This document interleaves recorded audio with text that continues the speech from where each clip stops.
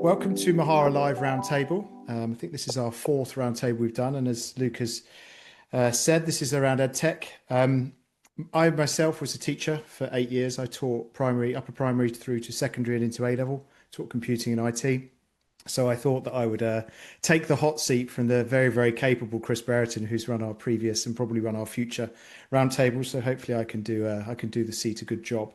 What we try to do with these roundtables is to make sure that we've got a variety of voices around the industry, and to make sure that we have a both balanced and super interesting and challenging conversation.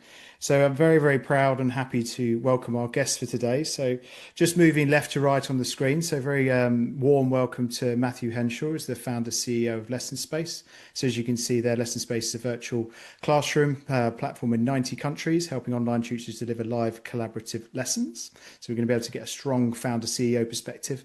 Irmak Atabek is joining us as the co-founder and CEO of KidsAI. So building safe, ethical AI assistants and media to teach children AI literacy and life skills. I can imagine everybody on this call probably feels as though that is a very key critical topic. And also from outside of MOHARA, we have Dr. Melody Lang, so founding partner at MPA Capital, so EdTech focused VC fund backing companies that improve education outcomes. And then from our side in MOHARA, we have the wonderful Nick Solly, who is our CTO. Nick joins these conversations because he can bring a very technical, practical edge, but also a really, really bright product thinking mind to some of the challenges that may be faced from a technical standpoint within inside of the industries we discuss. So I do have a flow I was kind of imagining we may go through, but you never quite know with roundtables. So hopefully it will get very vibey and hopefully it will go in directions that we don't quite anticipate. But I'm just going to start the conversation off thinking about the promise of AI. And the reality it brings. And I guess to Melody, to start with you, I'm really interested myself in how AI has reshaped or begun to reshape your investment thesis over the last 12 to 18 months with the big monumental movements and the speed of everything. So if we could start the conversation with the investor lens, that would be great. Yes, absolutely. So let's put it this way. It hasn't really changed our investment thesis for the one and only reason that we're a thesis-driven fund. So we invest in companies developing inclusive solutions to the skills and labor shortages. So AI hasn't changed. It has our thesis. It has just refined it in the sense that on 3 levels, I would say. One, when you look at skills and labor shortages, of course, AI is actually informing us on where these shortages are happening now and in the future. So that's at that first level. Then on the second level is, of course, what I would want to see is more in assessing the opportunities we're looking at, the investment opportunities. Yes, we're going to be a bit more inquisitive on how is AI being used in your company. So first, how are you leveraging AI and AI tools for your own operations and content creation? So we want to see how smart the founder and his team are about leveraging AI for their own operations and content creation. That's one. And the second, of course, it's at the product and solution level, which I think is mostly that part we're going to talk about today on this roundtable. And that's where I want to, well, I'm going to stop there because I know we're going to dive deeper on that, but it's, are you a solution that's AI native? Are you adding AI on top of something you've built? But what is the purpose of AI or any machine learning? Machine learning, I would be concerned to invest in a tech product where there's like 0 level of machine learning. So that's, I guess, it's the foundation of a tech product. But I leave it at that because, because I'm sure we're going to dive deeper into how AI is integrated into students. Totally. I think there's one thing that you just mentioned there is about utility. And I think a lot of what happened with how popular blockchain was and everything, everyone was using blockchain as a technology to attract dollars and to be able to attract things we didn't necessarily have proper utility. And I think with any AI product, and particularly in EdTech as well, you need to be very careful of the utility of how you're using that technology within it. Just thinking about like the promise of where things can go. Obviously, there is a tremendous amount of opportunity with what we can build. And Nick, just to kind of bring you in, thinking about these products that could be built by the businesses that Melody could invest in, or that Matthew could start, or Irmak could start, there is a fair chance that some of those businesses that are created are trying to sell into institutions, organization, government level. One big thing that I always get asked about is, how on earth are you going to go through that learning curve? How on earth are you going to be able to sell to that customer? So I'm just curious, a lot of schools and universities, they're probably using fairly outdated systems, but more of a mindset as well. And I was just wondering, what kind of challenges do you think they're going to be facing in light of products coming in to serve universities and schools, but also thinking about potentially innovating from within with the stacks and the legacy that they're kind of sitting with? Yeah, absolutely. Thanks, Rich. Yeah, thanks for hosting today, and yeah, really proud to share the stage with the other panelists today. In terms of that question, yeah, I think there are some challenges that are kind of generic to a lot of legacy-based systems. Data powers AI, data gets messy, quality degrades, it gets siloed, it's hard to access it, it's hard to bring it together. The integrations with some of those outdated systems also can get outdated. They can be very brittle. They can be hard to change without affecting other things. And then I think there are some more specific challenges to EdTech. So there's obviously a very high compliance bar, whether you're looking at GDPR or FERPA or privacy implications, and the kind of social aspects as well of what this means for our kids and our learners and what we value in society. And it has such big ripples that are wider than just the kind of technology aspects of those systems. I think also those decisions that we make have a longevity to them as well. Other industries might be able to move quite quickly and take higher risks for adoption, whereas I think in EdTech particularly, some of the things that we're doing now could have ripples out for tens of years. Overall, I think skepticism really healthy in this kind of space, but I don't think that stops us being optimistic. And I think some of the challenges with working with those outdated systems and integrating with them may be challenges that start to ease up a little bit in the next few years. Software development is being accelerated so quickly through AI that hopefully, firstly, a lot of those outdated systems might get rewritten and modernized. The opportunity there to replace some of those legacy systems is huge. But secondly, the pace of change allows us to create more and more bespoke targeted type systems and rely less and less on these large monoliths that have dominated in the space. And I guess in MOHARA, when we're doing that technical solution design, we're always looking for where can we leverage existing integrations for these big systems rather than trying to write our own from scratch. You can always replace with your own version of it later on, but where we can use off the shelf, be it open source or commercially offerings for those integrations, it's always worth kind of starting there. Okay, all right. Thank you, Nick. I think I'm curious to go into the practicalities of a few things first before we go into the much broader question of the potential impact on learners and society as a whole. So Matthew, to you, and I'm doing a bit from research here. So we've noted that you've mentioned that AI features must fit the income statement. How do you evaluate which ideas are worth building into the platform and which ones don't make business sense? What's the process that you go through to qualify what makes it, and as to reasons as to why? What kind of criteria you're looking at? Yeah, thank you, Rich, and it's a pleasure to be here. Lovely to meet everyone today.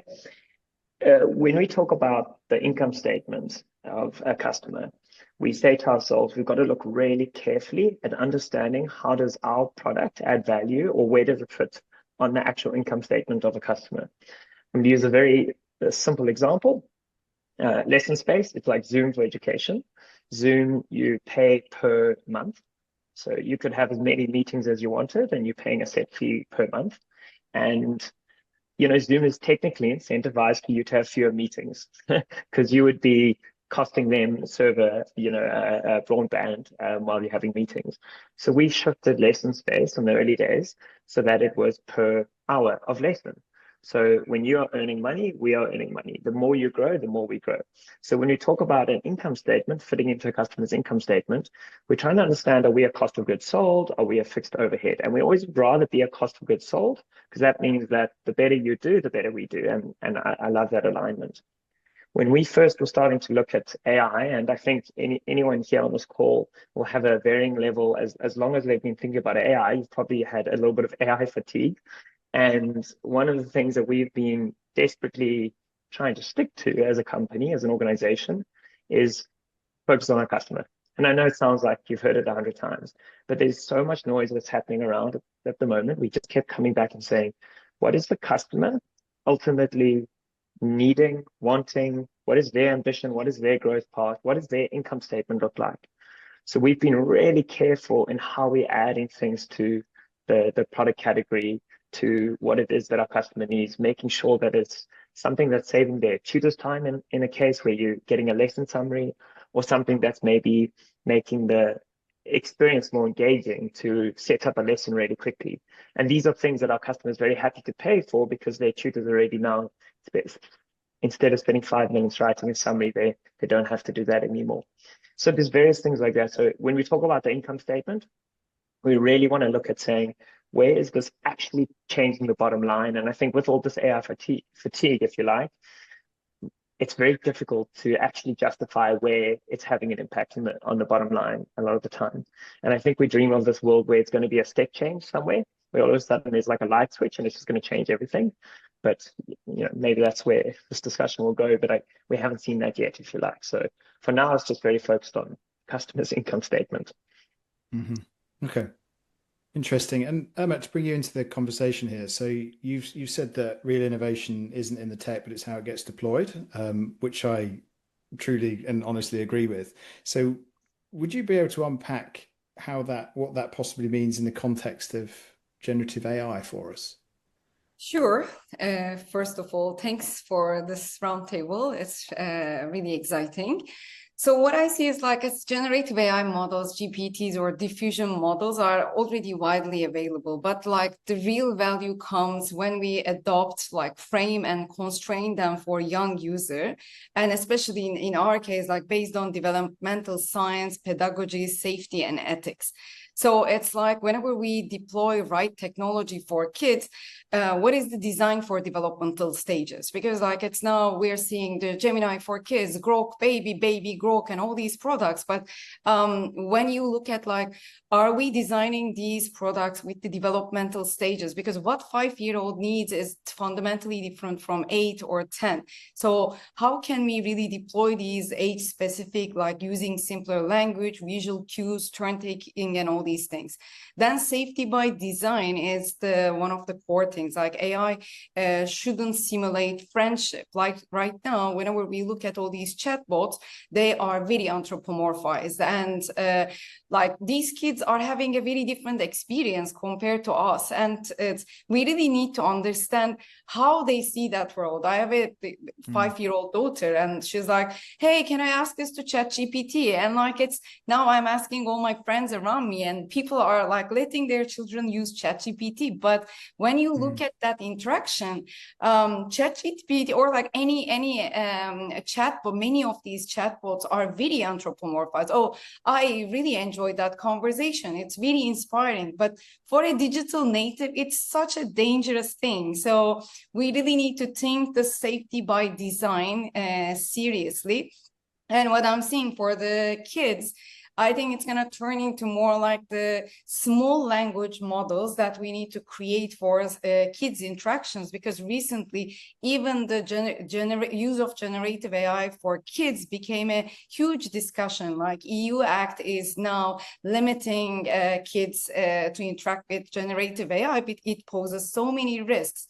Another thing is cultural and contextual relevance. Kids learn best through all these relatable characters, stories, and deployment should integrate with those local languages, values, and cultures. Otherwise, we're just homogenizing the child experiences. Then another important thing is human in the loop. I'm seeing so many AI companies or EdTech companies now announcing we're going AI first. We're it's such a hype. Do we as humanity wanna really put aside our humanity and rely on AI for everything, especially for our children? Are we gonna rely on AI? I think human in the loop is such an important thing for any kids products we develop. And I mean, like it's recently there are so many research on critical thinking, that how AI interactions, its chatbot interactions are killing the critical thinking, not only for kids, but also for the adults. So whenever we design products for children, we need to take into account so many other things. Like, yes, the AI assistants are there to answer us, like to give us whatever we want. But whenever we give that to children, how are we going to really encourage them to critically think? How are we going to encourage them to generate new information that AI is not generating? So there are so many ethical and like philosophical questions that comes with this whole new technologies. And yeah, that's why like I'm thinking there are many things we will be discovering throughout that time. And even in our process, like we constantly run into a new question and like design like think tanks and think about like what is the best way to move forward? Like how should we react to that? Because all these things are very new and requires answers from adults and the specialists, child development specialists, AI ethicists, and all these people coming together to define the best way to move forward for children. So much in that. So much in that from what you just said there. I'm just going to go back we had a meet and greet 2 or 3 days ago just to meet as a team before we came on. And I was talking to a fact that a very good friend of mine is head of curriculum in Hong Kong. And one of the first things that she's going to be tackling is how AI is used to create lesson plans and create materials. AI is then used to go through the lesson and produce from the student side. AI is then used to mark that work and then give that feedback to the students. So where's the origin of thought? And I called it, I was talking around control. And Melody, I thought what you said about using AI, just thinking about how could you encourage critical thinking. And I thought you had a great idea about actually maybe the AI is wrong and you're actually beginning to challenge that, maybe that agentic workflow. I was just wondering if you could just give us your viewpoints on, the critical thinking side of it, to how AI could be used in a way to extend that thinking as opposed to supplanting it, which is where I think the go-to is going to at the moment. Exactly, and actually that mirrors what Irmak just said in her her last point about critical thinking. It's exactly that. It's how can we use AI to actually develop those soft skills we want, so that the child or the learner or the end user of that AI tool or AI powered solution realizes that, wait a second, AI is getting it wrong. And so build an AI that would almost purposely get it wrong, for the end user to actually question the AI, develop the critical thinking skills, but also at some point even invert the whole pedagogy and have the end user teach the AI, which is, as we know, in terms of learning science, I mean, pedagogy is one of the best ways to make sure you understood a principle or a concept, is if you can teach it to someone else. So imagine if now the learner is teaching the AI about these different concepts. And I think, and someone put in the chat, I saw something about faster horses, features, capabilities, and it's exactly that. So and that's I don't know, I don't want to take too much of the speaking time, but in fact, as an investor, that's what I'm seeing. It's either solutions that are faster horses, or at least I would call them brain hacks. It's like, okay, we're still in a traditional system, educational system, where we're teaching through the test. So you've got these smart EdTech founders that say, hey, I've got this magic thing, you go on it and you're going to nail your test. I can tell you, after the test, when you do that type of things, and when you're cramming, and even without an EdTech sort of tool, you've forgotten everything a couple of weeks after the test itself. So there's no, in the teach to the test approach, there's no true learning. And I think, yes, faster horses are those, I see that as the EdTech founders who are just hacking the teach to the test system. And they might be very successful, by the way, because it's a system we still live in. But that's not where I'm going to put a penny as an investor, because of our positioning and because we're sort of mission-driven investors who want to move the needle and really change the status quo towards a world much more towards evidence of the learning, of the outcomes, and also a world where we can go toward more of a skills-based hiring approach as well. But yeah, I definitely do want to come back to how do we bridge the skills gap globally, and I think we will come back to that. Matthew, just jumping across to you, just thinking about effective ways of using AI. We just touched on a couple of examples where I think we all could agree that it's the quick and easy, fastest horse kind of approach to it. What's some of the most effective and creative ways you've seen AI being used by your the tutors in live lessons across your platform? Yeah, I think the places where we see it get really used really well, everything we're doing is tutoring. It's online tutoring. So it's either getting used really well before a lesson to prepare for a lesson, during a lesson, or after a lesson.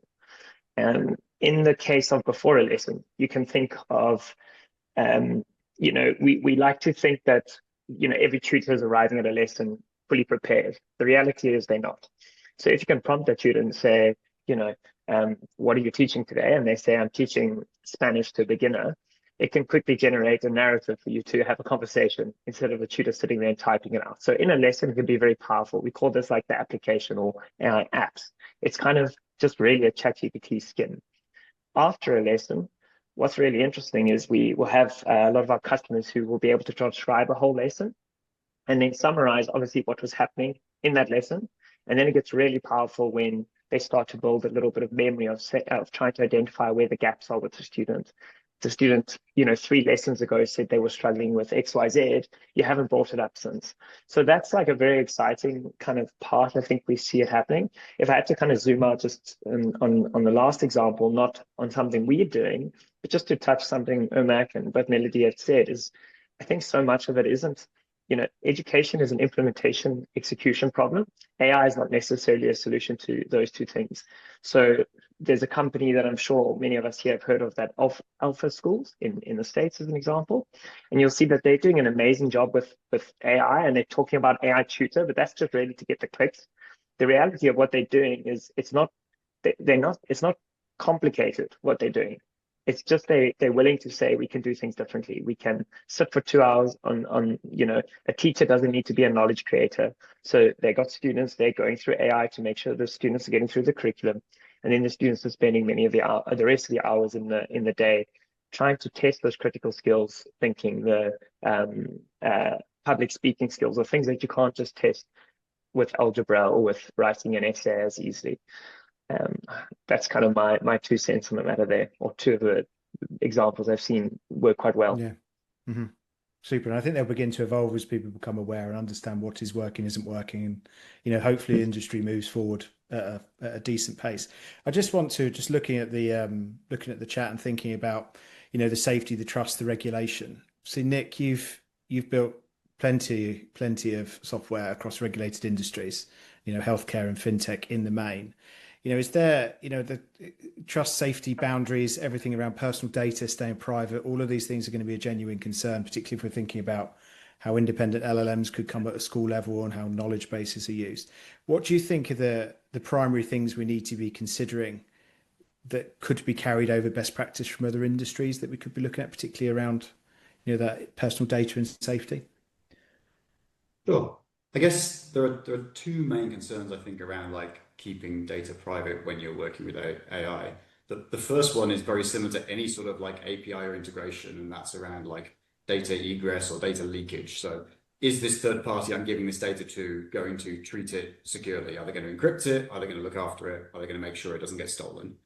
The second one, I think, is more specific to AI, and that's around model training. So is the data I'm giving to this third party going to be used to update the weights, the underlying configuration of that AI model, in order to then change its behavior? And the worry is that then someone can extract your information from that by prompting in certain ways. And we've already seen that some of the big foundational models out there can reproduce long strings of text from literature because they are in the underlying training data. And I guess unless you're working with an open source system, you are often relying on T's and C's on the small print of the third party you're using. So, never use any AI service without making sure you've done your homework and read the T's and C's. Many services have privacy modes you can enable in order to prevent training on your data. Sometimes those are things that you get as part of upgrading from a free tier. That said, if you need to try and mitigate this risk, like there are ways to obviously like clean or anonymize data before you send it into to the AI. You could look at self-hosting models, like even some of the big flagship models, like OpenAI's models, you can now host securely on Azure in private instances. Yeah, for our projects, like within the R&D phase, we're always looking at model selection, not just from a performance, cost, latency perspective, but also security. And kind of we're trying to set up now like a framework internally in MOHARA where we kind of go through that process of assessing, trialing, and then adopting or rejecting these technologies based on all those different factors I described. And as Matthew said, like it's exhausting at the moment. Like things are moving so quickly. And I think trying to find that right balance between not always jumping to the latest and greatest thing, but giving yourself some time to really like understand what's out there. Don't worry about making the perfect decision, but making a decision is important so you can keep moving forwards. And I guess maybe just while I got the floor, quickly jumping back to the previous topic around like the impact on learning. Like I'm really worried we're losing the struggle. Like so much of what I've learned in my life is through the struggle of having to like try and solve something for myself. And I do worry when I'm just chat GPTing every day for answers. I'm circumventing that process and therefore not building the same pathways that I built in the past. And I think, you know, Irmak, he's talked about like discovering the impact on our kids. And I think that's right. Like we can't theoretically work out what this is going to do for us. And the cat's kind of out of the bag. And so like, I really hope that more funding goes into kind of research and studies around assessing what does this mean for learners and how do we make sure that we use this technology in the most responsible way we can. I would love to be able to pull the report up, but there was a wonderful report written about 2 months ago about the effect on the brain of heavy GPT users, and actually the connections in the way that the brain is working. It's alarming, you know. And I'm a heavy GPT user. My partner Lindsay is always like, "There you go, have a look at that report. Look what it's doing to your brain." It's a big shift. Just staying on the boundary elements, and Irmak, I want to come to you to talk about Ollie if we can. So this is your, you know, a secure, I'm reading from your site here, secure, ethically built AI companion that helps students or children learn, create and explore technology while ensuring the age appropriate interactions. Just thinking about what Nick did, what was your journey through, you know, the safety and the boundaries and things that you had to put in place to, you know, to bring Ollie to market? I mean, it's been a very interesting journey because like it became a really like lots of conversations, like what kind of product are we building and what kind of product should we be building?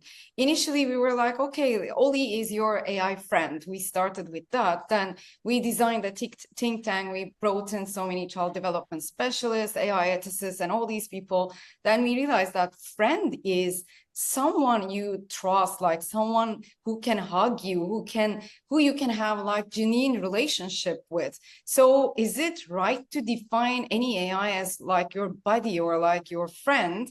Then we realized that no, we shouldn't define Ollie as your friend or buddy. This is like, kids really should understand that this is a tool. This is not a replacement of human. This is a tool and this is an assistant. This is not something that knows all these answers. So now the main work became working on Ollie's behavior. Who is Ollie? And how should Ollie remind the children that like, hey, I'm an assistant. I can understand your emotions, but I'm not your emotional support. I can understand those, but like, don't expect me to replace a human being. So what I'm really enjoying in this whole process is really going through all these like philosophical discussions around that. And for children, it's like a magic. Like I'm asking so many kids around me and like, what do you think about like ChatGPT and all these things? It's really like a magic. Like there is a box like, and they ask and it just answers them. And they have a huge tendency to take them as agents. And like, how can we make them understand that this is not something you should fully rely on? Yes, this is a tool, but like use it as a tool. So this became our main challenge, and that's why like we for our initial product, we decided to focus on AI literacy first. So first, the version 1 we will be launching is mainly an AI companion that interacts with the children on AI literacy. And what I mean by that is like, it's not about like, what is coding, what is neural network, but what really is, what are these fundamental concepts? How does AI think? Because I'm again asking so many kids around me, do you think this machine thinks? They say, yes, they think. They need to understand that this machine is gathering some data. Then from that data, it mimics some sort of thinking, because this is a very important distinction. So now what we're trying to do is like, okay, while we're now designing a whole AI curriculum, and one by one, like, what are these fundamental concepts and how can we make children understand the technological side as well as the philosophical side? Like when we talk about AI thinking, what exactly is that thinking? Because we're in a very interesting era. Like it's maybe in 20 years time, we will be having hybrids around us. Like maybe we will be in like Battlestar Galactica world, that we will be living with all these like Cylons and things. And how can we really prepare this to that future with the right tool is our main mission at the moment. And that's why, like, initially we were more into using generative AI. Now, even we are discussing that, like, how much generative AI we should use, because it comes with lots of dangers. And especially whenever you build on LLMs, these LLMs are basically harvesting all that information, and that data is already biased. Whatever guardrailing you put on that, there are still risks. That's why now we are shifting more to, okay, we should build small language models to really ensure the safety. Initially, of course, it's going to be a really guardrailed version with our curated data, but by 2026, we're focusing on building our own small language model for children so that we can ensure safety. Super, fantastic. We have 3 minutes of our block left, or 3 or 4 minutes of our block left. What I would like to do is, I'd like to just talk about the future with every single one of you. Melody, I'd like to go to understanding your thoughts on what you think AI will have in bridging that global skills gap. If we could start, that's broad question, and if we can try and keep to a minute or 2 minutes each, and just think about the future with you, how you see it with AI and EdTech, just so we can have that, that is, if we were thinking blue sky, where do we actually think it should go, just to kind of draw the session in this stage to a close before we go to questions. Yes, absolutely. So different things, and some might be obvious, others maybe less, but I think that, of course, it's about democratization, access to quality training, and it can be also including access to human tutors, and democratize that, because for now only the happy few can afford having a human tutor for their kids. And I think we could have some clever system. Maybe that's you'll have a look at Ubi Master, which is our first investment for this second fund, and that's exactly what they managed to really do smartly, is get those families from lower income to have unlimited access to tutors for their kids. So democratize access to quality training is one. The second one is personalization, of course. I mean, that's the obvious one. Not only personalized learning, but also the pathways to employment, which is exactly what we're trying to solve with the sort of 10 million needs. So not in employment, education, or training, these young people. How can we get them to an employment? And I think AI could also be a smart way to figure out what they know, what they don't know, but what their potential is and where they belong. So I think you could have really a more holistic assessment of each individual to find their way to employment. And then the third one, I did say a word about it already, which is the skills mapping and matching the talent. So I would like to see a world where we go towards skills-based hiring. What it means that, and we can already see it's happening, right? I mean, with the decline of enrollment at universities, because they don't see the return on investment of attending university and going for a bachelor or master's degree because they're not ready for work. So I think if we could have a world where you stack different credentials and you could have this holistic learner profile, not only mapping your hard skills, but also your soft skills and what you know or don't know at a moment in time, and have a dynamic profile that is way more relevant than a static LinkedIn page. And that could then match into what the employers would have at their end to see which ones, and that could also be used for internal mobility at the employer's end, of course. But I know it's a bit of the holy grail, this whole skills mapping exercise, and but I'm good to have a North Star. My eyes open. And that's it. I will just put a link just for something we said earlier. It's Nick who mentioned the friction. I mean, I don't know, I don't think you used that word, but that's how I heard it, which is true learning can maybe only happen if we have that friction of getting our brain to think. And I read this morning an article I'm going to post now because it's also referring to the MIT study. And that's one of my big topics about brain atrophy with the overuse of AI tools. Anyhow, I'll post that link because I thought it was a very, very good, Thank you. I think you called it the struggle, which is a great alternative to friction, the struggle. The struggle. The struggle, yeah. Right, Matthew, we'll go to you then, Nick, and then we'll finish up on Irmak. If you could just give us a closing kind of view on the future from your perspective. Yes, I mean, I'll just tie it off on one point to double click on what Melody said. There was that, you know, students are not going to university anymore because they don't see the purpose of it helping them get a job. If you had to zoom out for like a bit, the purpose of education, I've said this before, something I love, the word educate in Latin means to draw out. It's about drawing information out of a student. We think of education as like putting information into a student. But if you had to like really go back, what is the purpose of education? Is to equip students to succeed by themselves in the world, right? Now, not 10 years ago, you had to study for 4 years as a computer scientist before you were able to add any value with the skills you learned. What AI has done, it has meant that you can add value. The distance, the duration between learning a new skill and adding commercial value is almost negligible.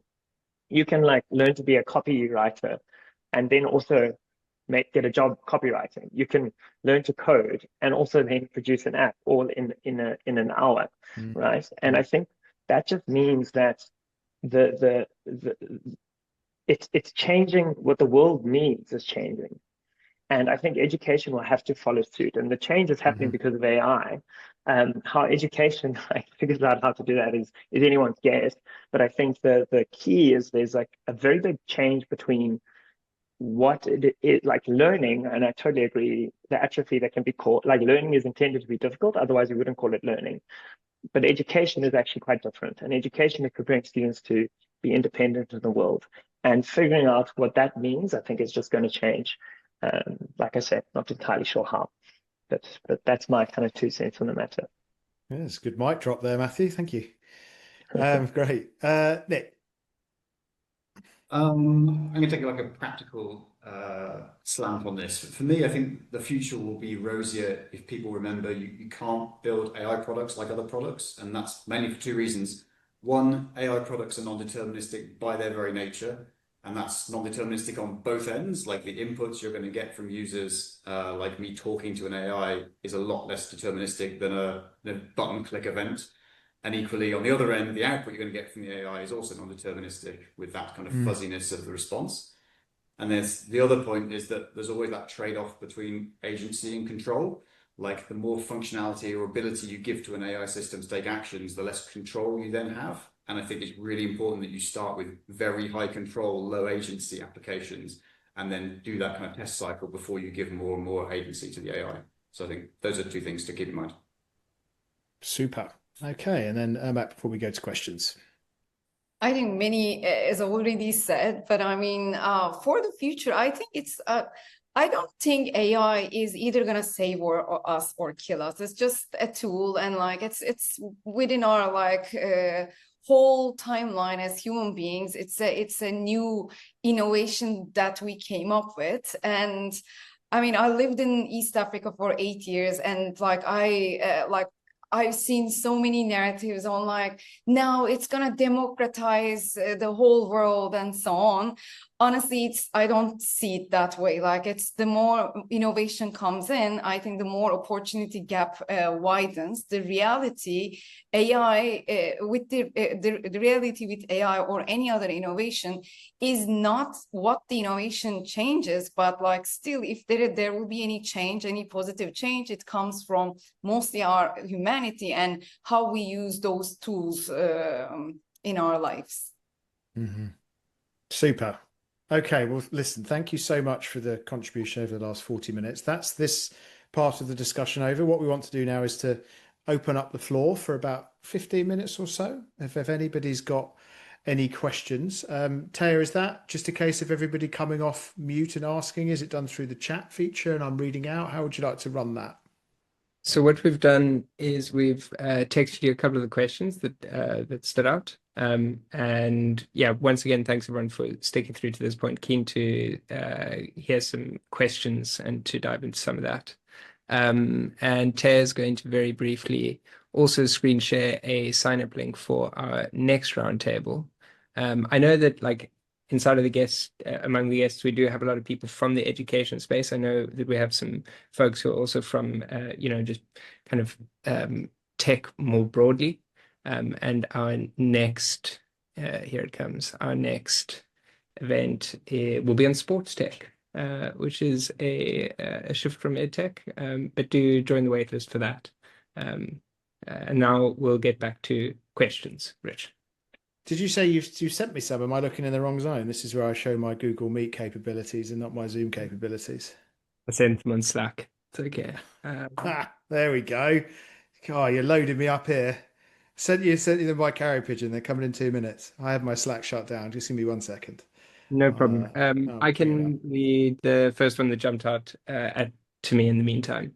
So this one is from Shirai. I hope I'm not butchering your name, Shirai.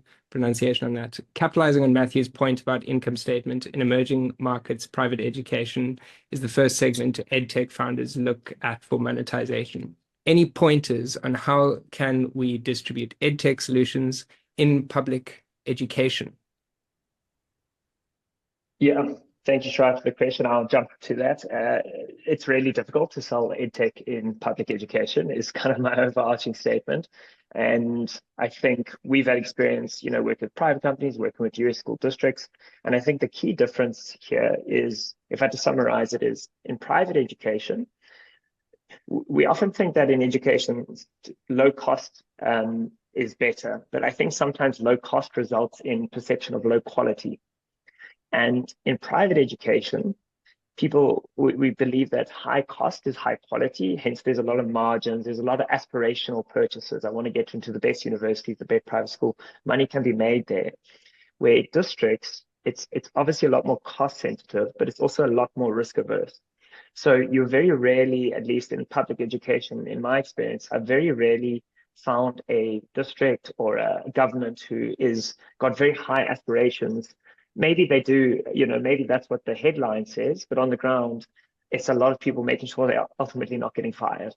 So, and that's not, maybe a fact, but it's also an opportunity to, if you can produce something in EdTech that, helps people show their efficacy, show that they're doing something exactly as said, show they're ticking all the curriculum outcomes, to save their back as opposed to aspirational, then that's how I would pitch something in public education always. I'm not sure if any of my panelists want to add to that. That's just my experience. Yeah, just add, as an investor, it's a really tricky one because we're impact investors. So of course, a company that's only selling to private schools or private system is going to be a deal breaker for us. However, at the same time, we're not investing in companies selling to schools and governments. So that's why we're ruled out the whole of K-12 as our investment thesis because of that problem. Because public spending, indeed, super limited budget, super long sales cycle, and local context preventing the scalability investors are after. So we're talking local languages, local curriculum, and things like that. But also even go-to-market strategies vary from one country to another. So funnily enough, now we're seeing an exited EdTech founder, so second now founder, EdTech product, French founder, French company, and then they tell us, oh, but we're not selling in Europe, we're selling to the US. We're going straight there. Why? Because in terms of tapping into a public sort of state system, you can go district by district and have the volume we're after much faster than if you stay in Europe. And that's, I'm talking about, of course, there are many other geographies around the world, but I'm just doing the ones we're really focusing on at MPA. It's really interesting go-to-market strategy, that, isn't it? To kind of avoid some of the pitfalls that come with government-related things. Okay, so going to James now, a question from James. How do we balance the risk of over-reliance with enhanced learning opportunities that AI offers children? Irmak already spoke to this, but maybe Melody or Matt have some more thoughts on that question. Don't mind who jumps in. Do you want to jump in, Melody? Well, I'll give my 2 cents on it. And I think that is a balance. And I think it actually leads into the previous question. If you're selling privately, I think it's much easier to be a little bit more on the risky side. Publicly, you're going to have to make sure that you 100%, they're going to purchase something. If there's the slightest ounce of risk, it's going to not work. And then, these are changing every minute. I think Melody said earlier that the EU has just implemented some new things. These are quite literally changing every minute. And you just got to do, I think, the same way, when people were signing up with your data, signing up to your SaaS 10 years ago, and you did everything you could to follow what was legally required, do what you could to store people's information safely. I don't think that changes. I think just keep your ears out to what's happening, what are the shifts that you have to do. But I think, again, just easier to say sell privately, potentially in this world right now, and specifically AI products. Okay, thank you, Matthew. We've got a question here from Lucas, which is asking about school administrators managing their student bodies, assigning schedules and classes. We're also thinking about, what can AI do to remove teachers from the burden of admin? I remember when I trained, I did 1999 to 2003 was my education, and I do remember the headache of what was paper pushing, to do it, and it even got worse after I left the system in 2011. It certainly feels as though there's tremendous opportunities for productivity and loads of room for efficiency gains across it. So I think, we've been tackling today's conversation around the big topics of what it means as from an educator's perspective. But I think there's huge opportunity with inside of education to improve the administration productivity side of it, so educators can focus on building those human relationships with the learners and making sure they use those tools in the correct way to make sure that education is the highest possible value. So my 2 cents on that is absolutely, if I was still in education, certainly state, I'd be looking at every possible angle to alleviate those, repetitive tasks where AI is actually, generative AI particularly could be absolutely built for. I don't know if anybody's got any thoughts outside of that, but it certainly feels as though it's a no-brainer for me to sit out, to use AI heavily outside of the, the educator piece of it. I see a lot. It's not the type of company we invest in for the reasons I mentioned earlier, but and I could not even tell you the names of the companies, but I've seen many of these solutions, super smart solutions, either a one-stop shop that's solving it all, or very niche products like this Australian founder. I think he came up with the scheduling thing. When you go for your A levels, and you've got these buckets, whatever they're called, and you have to pick one topic, and so typically my son was affected by that. He could not have French and business. Oh no, they're in the same bucket. That's I guess a scheduling issue or staffing issue or some. So I think if you put some clever models out to shuffle it all around, definitely helps. But I think the one danger I see and my concern each time I see these companies developing such solution, either niche solutions or one-stop shop, is the adoption. And we always forget that you can't be product first, because you have to be user first. And I think, well, Matthew, that's your approach. I remember I took a note. You mentioned about the customer first is what's the behavior of the teacher, how do they, and yeah, it has to integrate into how they do things. Because if you're not only trying to, if you're trying to change the human behavior of the end user, for them to adopt your product and use it, I mean, good luck. So integrated in their workflow, so it's frictionless. Yeah. Yeah. I think that's a key piece of advice for any founder starting a business. I mean, a lot of our thesis at MOHARA is to work with deep sector specialists, because they truly understand the pain point of what's a lived experience, and therefore you really understand how that can integrate into their workflow, into the way that they're going to be using the product with, as low a friction as possible, because it's hard enough doing a startup business anyway, never mind one that's going to be butting against somebody saying, I can't be doing that. You've got to truly solve a pain point, and you've got to truly be going into that workflow as seamlessly as possible. Otherwise, you're not really going to get there. And it's maybe really if I could just sorry.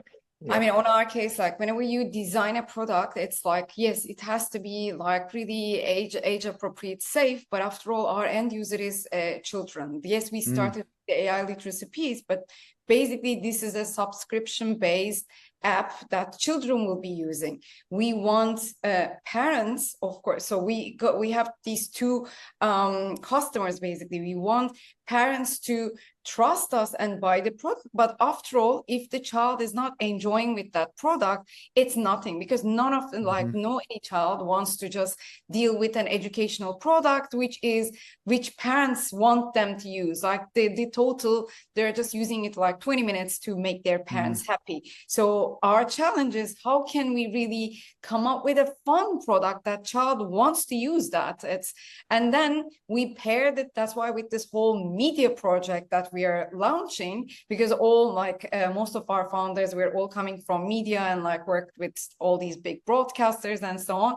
The main hook for children is media on our case, and it's like creating an attractive story behind that kids want to be involved in. So then they will learn things, but it's going to be completely entertainment, and they're not even going to realize that they're learning AI literacy through that. They will be prompting, but they're not going to realize that. So cracking that is the main thing. It's because after all, yes, this is a commercial business. We are all in doing commercial businesses, right? Yes, and to that, why do generalist investors normally tend to run away from EdTech investment opportunities? It's because it's a highly complex industry because of the different stakeholders. And to your point, your end user is not your end customer, very rarely. Unless you go for a B2C adult. I mean, you're either selling to government, to a school, for the teachers to adopt, or to a parent for the child to adopt. I mean, and that's where you have to wait a second. So I need a starting point for the buyer, but I need another incentive for the user to solve their problem and be engaged with the solution. And that's what we underestimate sometimes. Yeah. Very interesting point that. I mean, we've been working with a company called Reed. Out of, I think he's at Chicago, Nick, right? I think that's where Jay-Z's based, out Chicago, doing a really fantastic education product for neurodiverse children. And he's fully aware that he's building the product for the child, and he's fully aware that he's selling it to the parent. And he knows exactly the commercial brain to think about what you need to sell, and also that product to be able to go and do it. And I think is the final point on this is everything we've been talking about with AI and the impact that it's going to have, no one can really predict where it's going to go. But what we are all pretty much building in the main is products to be used by human beings. And I think with the AI tooling and everything that's coming through, it accelerates that product development, but it doesn't necessarily accelerate. In fact, it absolutely doesn't accelerate true understanding of whether that product needs to exist in the first place, true understanding of the utility of that product, whether that's got actually a place in the world that actually needs to be existed, and whether that will drive the development of that child forward or that adult learner forward. And I think that's a key principle that anyone who works in EdTech should never let go of. Yes, it's okay to go and say, I've got this commercial push, I'm going to go and do that. But this is an industry where you actually have tangible change on people's lives. And I think it's important to make sure that the products that are designed and the products that are made are there to go and advance society in some way. I think that's a critical thing. Right. And with that, we have come to a close. We have finished. Listen, thank you so much. A massive thank you to Matthew, Melody, Nick, and Irmak. That was a great discussion. Really, really enjoyed that. I'm very glad that I got to sit in Chris's hot seat for that discussion. So thank you very much for your time. Everybody that joined as well and came and contributed into the meeting chat, thank you so much. We're going to be splicing and dicing copy and content from this roundtable, so you'll be able to, hopefully see some of the nuggets that we kind of spoke about today across various social media and LinkedIn and things. But thank you very much to everybody. If you're interested in sports tech, we'll be doing a similar format next time in our next sessions. We're going to be looking at how technology and AI is shaping the sports industry. And we'll very much welcome everybody there. But again, thank you to everybody that came, and thank you so much to our guests today.